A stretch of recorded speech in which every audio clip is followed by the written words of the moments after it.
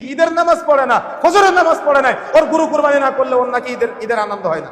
মানে এমন একটা চিন্তা যে আমি তো বাড়িওয়ালা, আমি তো এলাকার সম্ভ্রান্ত ব্যক্তি, আমার বাড়িতে যদি গরু না থাকে আমার কি মান সম্মান থাকে? চিন্তা যদি এটা হয় তাহলে ওই কুরবানি ওখানে এসে শুধু গোস্ত খাওয়া হবে, ওই কুরবানি ওখানে এসে শুধু গোস্ত খাওয়া হবে, আর কিচ্ছু হবে না। তাকওয়াটা হলো মৌলিক বিষয়। ইব্রাহিম আলাইহিস সালামের মতো তো আল্লাহ আপনার সন্তানকে কুরবানি করতে বলে নাই, বলেছে এমনি গরু ছাগল ভেড়া কুরবানি করতে বলেছে, তাই আমরা 7 জনে করবো না, 5 জনে করবো না, 3 জনে করবো, এটা নিয়ে মারামারি করতেছি। আর যদি সন্তান করতে বলা হতো তাহলে কি হতো আমাদের মাঝে? আল্লাহু আলাম। বন্ধুরা আমার, এই জন্য আমি যেটা আপনাদেরকে বার্তা দিতে চাচ্ছি, ফিতনার মধ্যে না গিয়ে সমাধান আরেকটা আছে, রাস্তা আরেকটা আছে, সিরাতে মুস্তাকিম আছে আমাদের কাছে। তো সিরাতে মুস্তাকিমে থাকি আমি কেন ফিতনার মধ্যে যাব? আমি কেন ঝামেলার মধ্যে যাব? ওলামায়ে কেরামের কাছে কেন একটা ফতোয়ার জন্য যাব? আমার তো একটা বিবেক আছে, বিবেক নাই আমার?